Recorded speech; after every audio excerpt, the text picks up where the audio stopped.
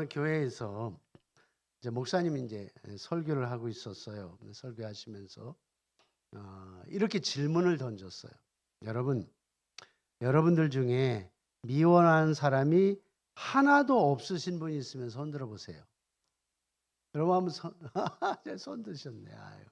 아니 어떤 목사님이 그렇게 질문했다는 얘기입니다. 예. 제가 손 들어보세요 하려고 했는데 손을 드시네요. 깜짝 놀랐어요. 야, 역시 칼빈 교회네.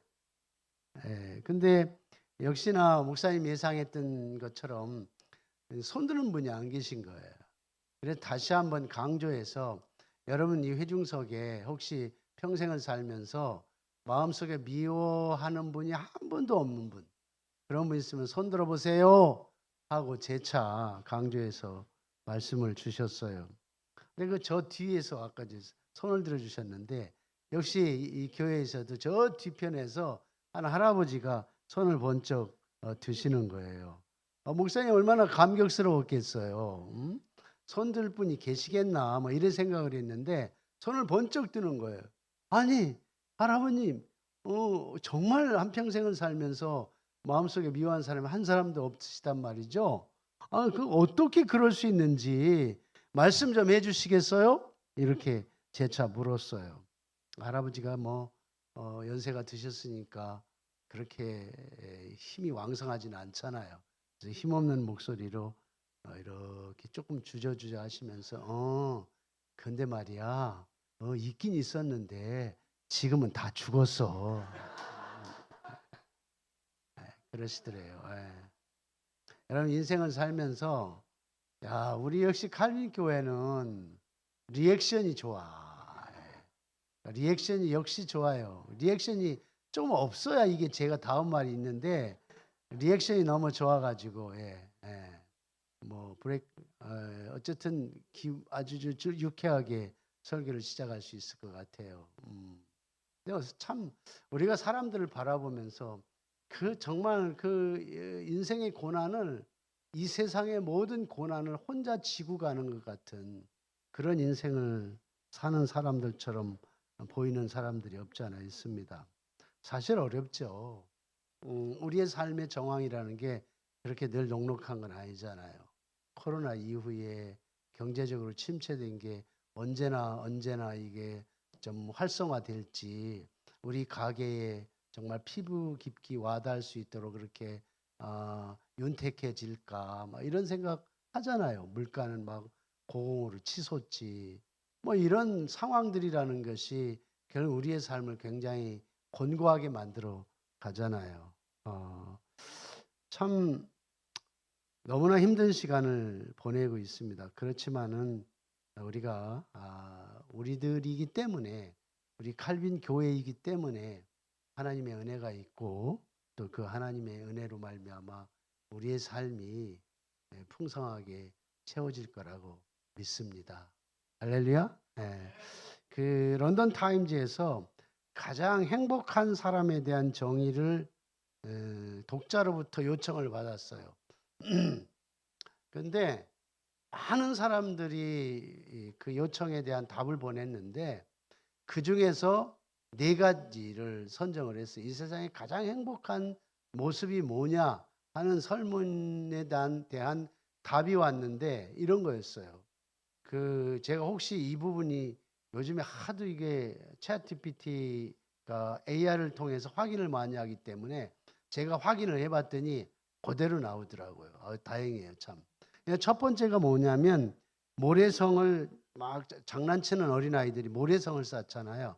모래성을 막 완성한 어린이의 모습이 가장 행복한 모습의 1위였어요. 아마 이런 얘기 여러분 들으셨을 거예요. 그러니까 두 번째는 아기의 목욕을 다 시키고 난 엄마의 모습. 이게 두 번째로 행복한 모습이다 이거예요. 이게 행복의 정의라는 거예요. 세 번째는 세밀한 공예품 장을 다 짜고 나서 너무너무 기뻐서 휘파람을 부는 예술가 목공. 이 3위였어요. 그리고 네 번째 차지한 것은 막 어려운 수술을 성공으로 마친 한 의사의 그 마음. 이게 가장 행복한 그 대명사의 모습이었어요. 행복의 정의였습니다. 여기 한번 보세요. 정말 행복이라고 하는 것이 우리가 그렇게 찾는 돈, 우리가 추구하는 그런 명예, 그런 요소들이 단 1%라도 들어있어요? 행복의 정의를 하기 위해서 런던 타임즈에서 모집, 그들의 그 질문에 대한 답을 얻었을 때 그 답이 내가 돈이 많아서 행복했다, 내가 권력을 얻어서 행복했다는 요소가 단 1%라도 포함되어 들어있냐 말이죠. 없잖아요. 없어요. 결국 우리가 현재의 자리에서 자기의 수고를 통해서 맺어지는 삶의 열매를 보고 기뻐하는 사람들의 모습이었어요.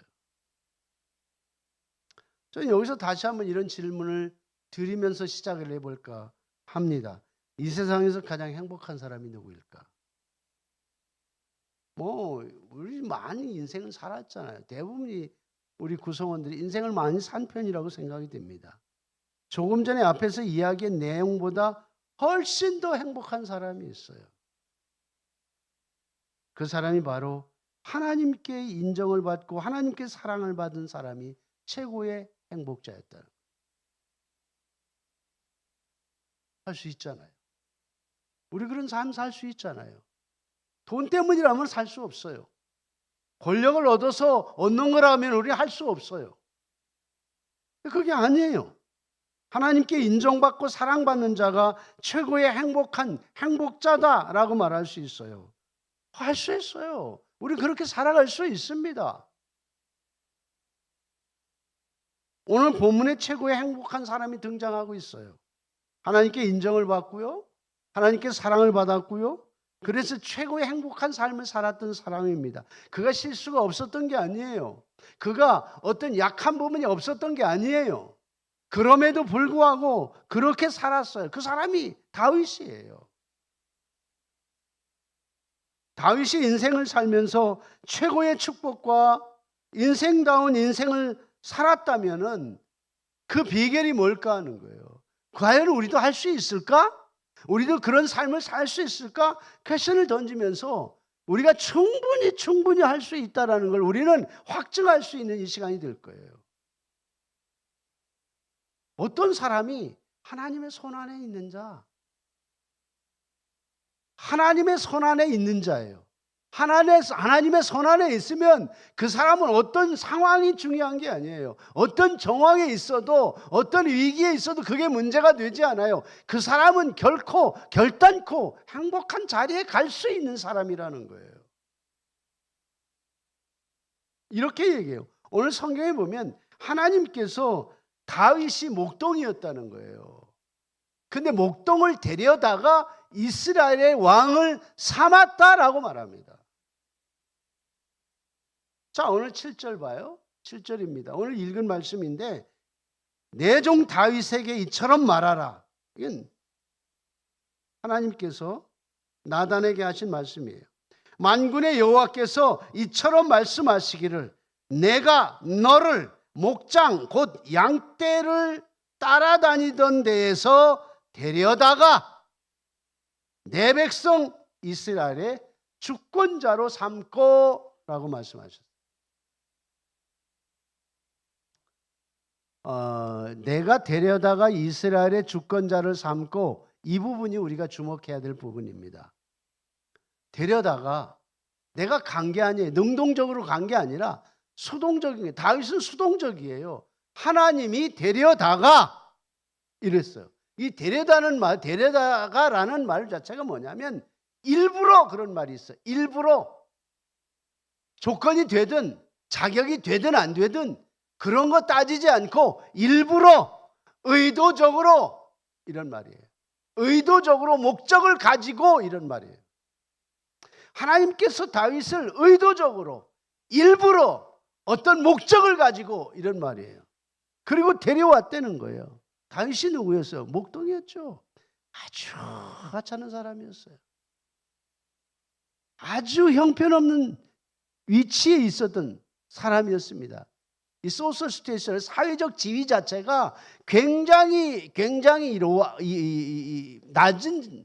낮은 수준에 있었어요. 다윗이 아주 평범한 사람이었어요. 그런데 하나님이 의도적으로 일부러 데려다가 이스라엘의 위대한 왕이 되시게 한 거예요. 되도록 하신 거예요. 전무후무한 역사가 일어난 것입니다. 여러분, 하나님은요, 아주 평범한 사람이라 할지라도 일부러 데려다가 당신이 쓰시기를 원하시면 쓰시는 거예요. 일부러, 의도적으로 당신이 목적을 가지고 이런 말이에요. 전무후무한 위대한 사람으로, 정말 필요한 사람으로 만들어 주십니다. 그 자격이 엄청난 자격이 필요한 게, 그러면 우리 못하죠. 근데 그렇지 않다는 거예요. 하나님이 의도하는 대로, 하나님이 일부러, 여러분 저나 여러분들이나 얼마나 죄 많은 인생이었습니까? 구원받을 만한 자격이 있었어요? 하나님께 부름받을 만한 자격이 있었습니까? 그렇게 자격이 있었다는 사람은 지금 그냥 여기 그 자리에 앉아 있는 거예요. 그냥 아무것도 모르고 앉아 있는 거예요. 그런 사람을 성경은 교만한 사람이라고 말하죠. 죄 많은 인생이었어요. 그런데 하나님은 의도를 갖고 의도적으로 데려다가, 일부러 데려다가 하나님의 사람을 만들어 주시고 구원받은 백성을 삼아 주신 거예요. 그리고 이제까지 이렇게 살게 만들어 주신 거예요. 여러분, 우리 하나님께서 여러분의 인생을 어떻게 변화시키고 어떻게 위대한 사람으로 만들어 가실지 아무도 몰라요. 아무도 모릅니다. 그러니까 우리가 하나님의 사람이라면 그런 기대감을 갖고 사는 거예요. 이스라엘 목동이었던 다윗을 데려다가 하나님이 이스라엘 왕으로 삼으신 거예요. 하나님은 반드시 나를 이 땅에서 정말 멋지게 사용하실 거야. 하나님이 나를 이 땅에 멋지게, 나를 정말 하나님이 정하신 위치에 놓고 사용하실 거야. 이런 마음을 우리가 갖고 있는 거예요. 저도 그런 마음이 있어요. 제가 70이 넘었지만 우리 칼빈 교회 평균 연령이 좀 높은 편이죠. 그렇지만 그게 중요한 게 아니에요. 우리가 이 땅에 얼마를 살든지 간에 젊은이 못지않은 꿈이 우리에게 있어요. 우리에게 남은 생을 이렇게 살리라, 하나님께서 이렇게 붙잡아 주시고 이렇게 만들어 가신다면 나는 그런 희망을 갖고 이런 목표를 갖고 살리라. 저는 아직도 왕성합니다. 우리 젊은 대학생들하고 놀지만 저 꿀리지 않아요. 열심히 미래의 계획을 갖고 하나님이 주어진 그 시간까지 최선을 다하리라, 이렇게 하리라. 저도 아주 에너지가 아직 있습니다. 왜요? 하나님께서 쓰시니까, 하나님께서 사용하시니까. 내가 자격이 있어서 쓰는 게 아니라 하나님이 자격을 부여해서 하나님이 되려다가 하나님이 의도적으로 하나님이 당신의 목적을 갖고 우리를 이끌어 가시는 거예요. 그 우리가 희망이 여기에 있는 거죠. 내가 힘이 있든 내가 나이가 젊든 나이가 들었든 그게 중요한 것이 아닙니다. 우리가 하나님을 바라보는 관점이나 그 믿음이 중요한 거예요.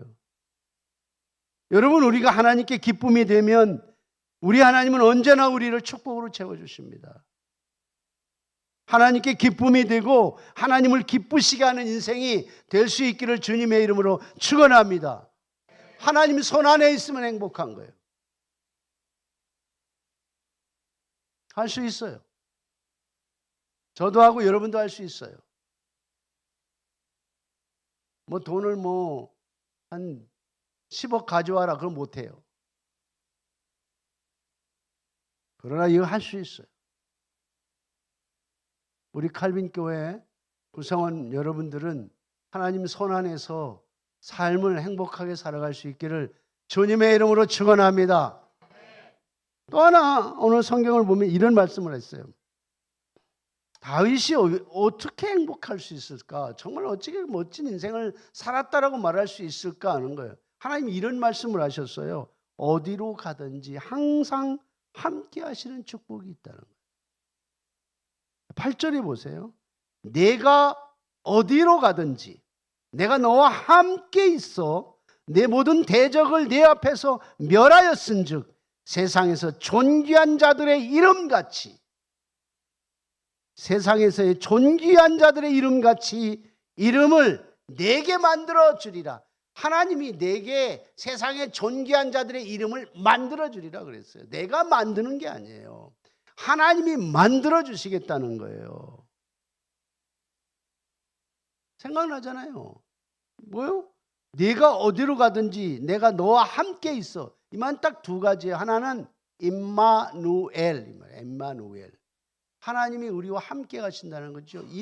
함께 한다는 말이고, 마누, 우리의 엘은 하나님이 우리와 함께 하신다는 거예요. 하나님이 우리와 함께 계시는 거예요. 요한복음 1장 14절에 말씀이 육신이 돼 우리 가운데 거하신다고 했죠. 이 말을 표현하면 시청각적으로 표현하면 하나님께서, 예수님이 본래 말씀으로 하나님과 함께 계셨는데 이 땅에 오셔서 장막을 이렇게 만드신 거예요. 그 장막 가운데, 그 장막이 우리, 그 가운데 하나님이 거하시는 거예요. 그 가운데 예수님이 거하시는 거예요. 장막을 치고 우리와 함께 사는 거예요. 이게 임마누엘, 인카네이션. 하나님이 우리와 함께 계시는 거예요. 언제든지 늘 함께 하셔요. 그런 자들이 행복하지 않을 수 있겠어요? 어디로 가든지 에벤에셀이면, 에벤에셀, 에벤이라는 말은 돌이라는 말이에요. 에셀이라는 말은 help, 도움이라는 말이에요. 도움. 그 도움이 그냥 저기 호떡집에 지나가는 슈퍼에 있는 아저씨 그런 도움이 아니에요. 그냥 저기 잘 모르는 이 집사님의 도움이 아니고, 이 도움은 창세기 2장 20절에 보면 아담이 혼자 독차하는 것을 하나님 보시기에 안 돼서 돕는 비필이 없으므로 그랬어요. 돕는 비필. 돕는다는 말, 이 돕는다의 관계성을 뭐로 얘기하냐면 부부관계. 부부관계만큼 잘하는 게 있어요? 둘이 한 몸이 됐잖아요. 모든 걸 다 알잖아요. 그게 최고의 가까운 관계예요. 제 아내는 제 표정만 보면 안 돼요. 제가 뻥치거나 속이지를 못해. 3초만 걸려요. 그게 관계성을 얘기하는 거죠. 이 관계성이 시편 121편 1절에 보면 내가 눈을 향해 산을 돌리라. 나의 도움이 어디서 올고, 나의 도움이라는 말이 에젤이란 말이에요. 에벤에셀이라는 말이에요. 나의 도움은 천지를 지으신 여호와에게서 온다 그랬어요. 하나님과 우리의 관계를 결국은 용어적으로 보면 부부의 관계에 그만큼 가까운 사이라는 거예요. 우리의 눈빛만 봐도 하나님 알아요. 우리의 마음속에 무슨 생각을 하고 있는지 알아요. 나의 어려움이 뭔지 알아요. 내가 내 통증을, 아픔을 몰라도 우리 하나님을 알고 있어요. 이게 하나님과 우리의 관계란 말이죠. 그 하나님이 어디로 가든지 함께 계신다는 거예요. 그래서 적을 물리쳐주고 존귀한 이름을 내게 만들어주리라 그랬어요. 네가 자격이 있어서 주는 게 아니라, 자격이 있어서 받는 게 아니라 만들어주리라, 존귀하게 하리라 그 말이에요. 여러분, 하나님이 우리에게 이렇게 해주시는데 왜 우리가 못한다고 말하냐 말이에요. 믿음이 없는 거죠. 행복은 런던 타임즈에서 얘기한 것처럼 그 현상만 봐도 돈 때문에, 권력 때문에 이 세상에서 눈 부부리고 살인나고 하는 사건 속에 있는 그 가치로 행복해지는 사람은 단 1%도 포함되지 않았다고 그랬잖아요. 그런데 그보다도 더 중요한 건 우리는 믿음의 사람이에요. 하나님이 그렇게 보장을 하고 있어요. 하나님이 해주시겠다고 말하잖아요. 모든 적들을 멸하게 해주시고 존귀한 자들의 이름, 그런 것처럼 내가 너를 만들어주리라.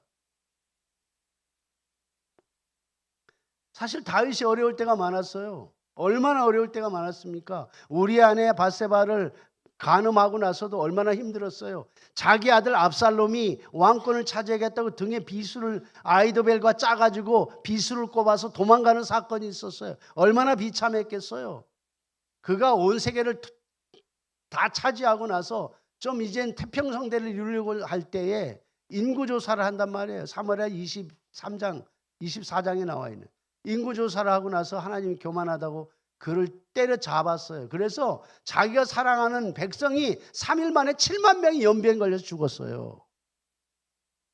그런 사건을 하나하나 되씹으면 다윗은 정말 힘든 사람이었어요. 근데 그런 인생 가운데서도 하나님이 지키시고 하나님이 업시켜주고 하나님이 이끌어 주시는 거예요. 일으켜 주시는 거예요. 왜? 하나님을 기쁘시게 하는 사람이 되었기 때문에. 여러분, 우리 하나님 언제나 우리와 함께 하세요. 함께 하실 뿐만 아니라 지켜주시고 끝까지 인도해 주십니다. 언젠가 이제 설교를 좀 정리할 때쯤 돼 가기는 하는데, 제가 설교를 여러 번 했으니까 제 간증 여러 번 들으셨잖아요. 근데 이제 한 번 좀 더 해야 될 이유가 있을 것 같아서 들으신 분은 끝까지 들으시면 왜 하는지 이해가 될 것 같다는 생각이 들어요. 제가 어렸을 때는 유복하게 굉장히 행복하게 돈 많은 아버지, 금광하는 아버지, 그래서 어렸을 때 금괴를 가지고 장난감 삼아서 놀았다는 얘기를 한 적이 있잖아요. 근데 그게 오래 가지 않았죠. 제 청소년 때는 굉장히 힘들었어요. 그렇지만은 참 곁길로 갈 수 있는 상황이 많이 있었어요. 왜냐하면 그 당시 너무 어려워서 요즘에 얘기하면 알바처럼 중국집에서 어서 오십시오, 곧 나갑니다, 막 이런 것도 하고 신문도 돌리고 그때는 신문도 돌리고 우유도 새벽에 돌리고 그런 게 했어요. 그리고 구두도 막 이렇게 구두 닦는 것도 하고. 근데 그래도 제 손에는 언제나 책을 놓은 적이 없어요. 제 기억 속에. 등록금을 부모님에게 타서 학교를 다녀본 적이 없어요. 거의 장학금이나 누가 후원자들이 지원해 줘서 그렇게 평생 공부를 했어요. 그리고 제가 신앙을 가진 이후에 단 한 번도 타선해 본 적이 없어요. 왜요? 하나님이 지켜주셔서. 정말 하나님이 지켜서 하나님이 붙잡아 주신 거예요.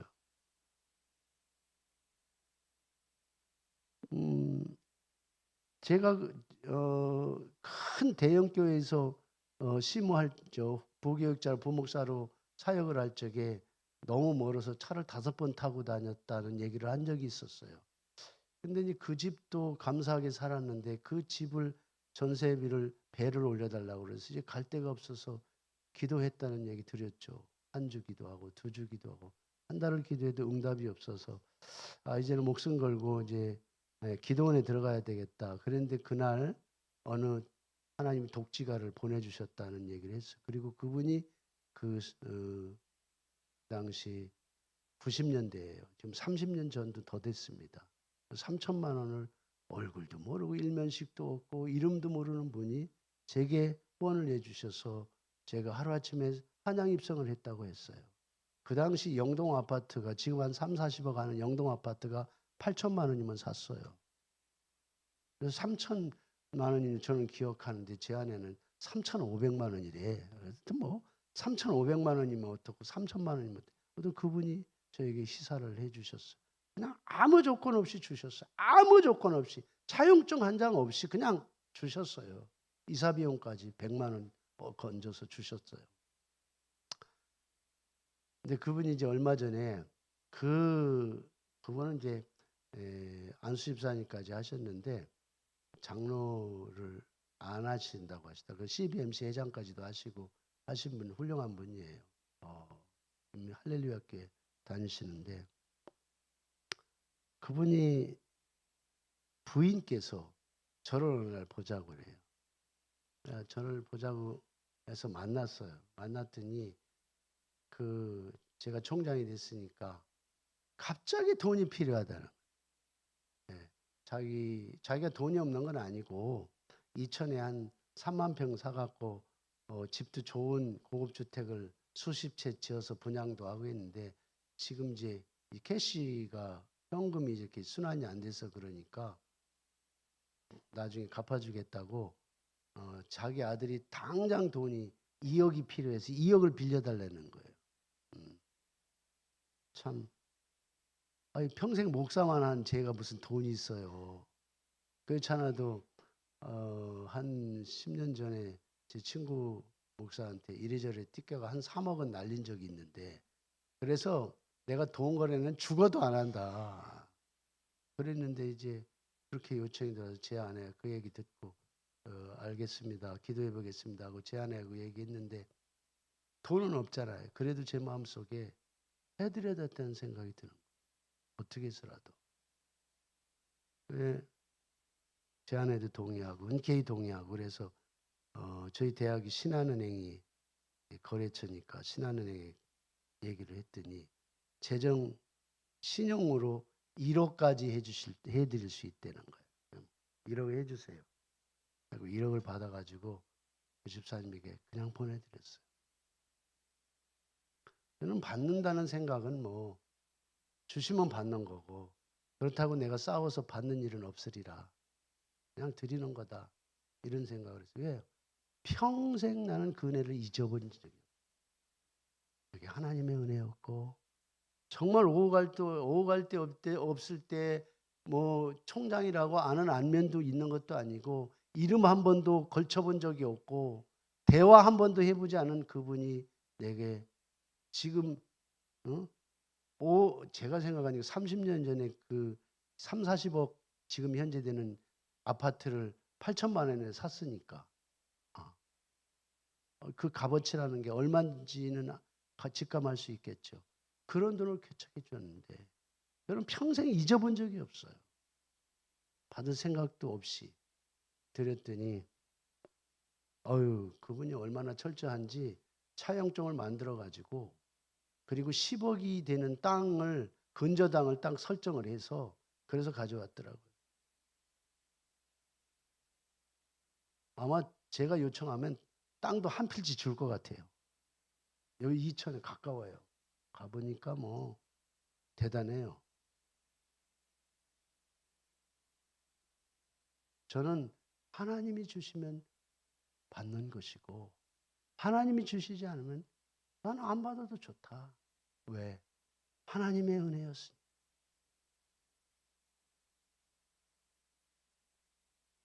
저는 지금도 그 하나님을 믿어요. 언제나 임마누엘 하셨고, 언제나 에베네셀 하셔서 지근거리에 계시면서 하나님이 동행해 주셨거든요. 여러분, 우리 하나님은 우리가 당신과 동행하기를 원하십니다. 임마누엘 하기를 원해요. 에베네셀 하시기를 원하십니다. 그러면 하나님이 복을 주시고, 어디로 가든지 너와 함께 있어 대적을 물리쳐 주시고, 이 세상에 그 뛰어난 존귀한 사람처럼 그들의 이름을 내게 주리라.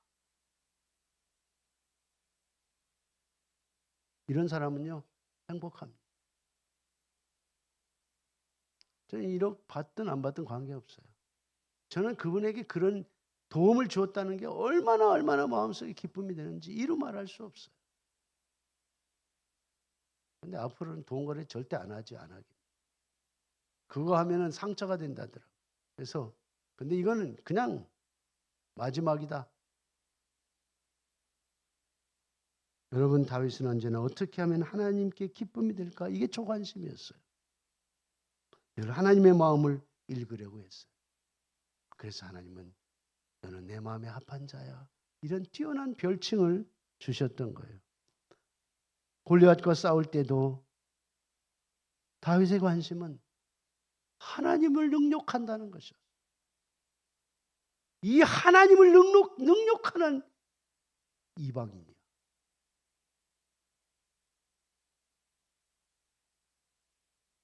다윗이 사울을 통해 죽임을 당할 뻔 여러 번 했어요. 그래서 다윗이 사울을 2번 죽일 수 있는 기회가 있어서, 결정적 기회가 있을 때, 그때도 관심은 하나님이었어요. 하나님 어떻게 생각할까? 하나님이 기름 부은 이 사울을 내가 죽이면 되나? 안 되지. 하나님이 간섭하실 거야. 하나님이 책임지실 거야. 내가 죽이면 안 되지. 그것이 다윗의 생각이었어요. 다윗이 하나님 마음을 헤아린 것은 결정적으로 죽일 수 있는 상황에서 죽이지 않은 것이었어요. 다윗은 목동에서 왕이 되기까지 이끌어 주시고 세워주신 하나님께 늘 감사했던 거예요. 그렇게 하나님을 그리워하는 마음이 바로 하나님의 전을 사모하는 생에 가장 소중한 생각을 할 수 있었던 거예요. 그게 오늘 본문 전에 이거였어요. 나는 백향목궁에 사는데 하나님의 성막은 휘장 중에 있어. 너무 안타까워. 이게 말이 돼? 이런 생각이었어요. 그래서 나단에게 가서 어떻게 하면 좋아요? 하니까 당신의 마음대로, 당신의 마음에 있는 대로 하시오라고 할 때 하나님이 나단에게 나타나서 다윗에게 성전 짓는 것을 허락하지 않는다고 그래요.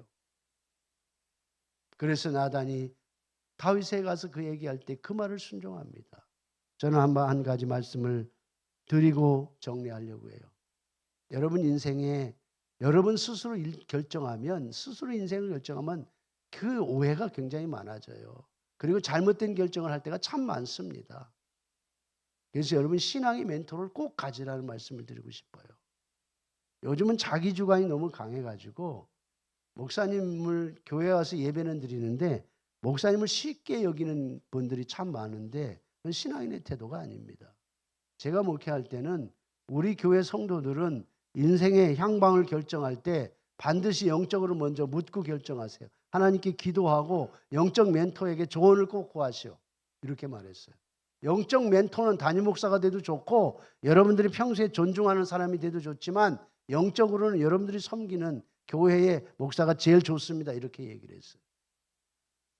여러분 우리의 인생은 오래 살고 많이 살 수 있어요. 목회자는 젊을 수도 있어요. 그러나 신앙은 다른 거예요. 내 연소함을 없인 여길 수 있는 게 아니에요. 신앙은 그렇지 않아요. 신앙은 하나님의 말씀을 갖고 결정하는 거예요. 여러분 인생의 영적 멘토를 가지십시오. 칼빈교회는 칼빈교회를 섬기는 또 담임 목사가 있잖아요. 목사님이 있으면 목사님이 가서 신앙적으로 영적 멘토로 생각하고 묻고 그리고 그런 말씀을 통한 답을 가지고 결정을 하고 가면 절대로 뒤탈 없습니다. 하나님이 책임지십니다.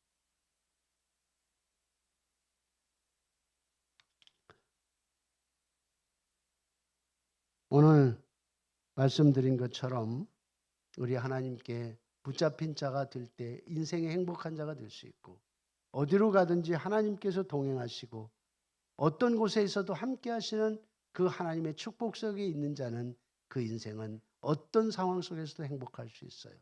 저는 부디 우리 칼빈교회에 속해 있는 모든 성도 여러분들이 바로 하나님께 기쁨이 되는 그래서 인생의 진정한 행복자로 살아갈 수 있는 그런 은혜가 있기를 간절히 주님의 이름으로 축원합니다.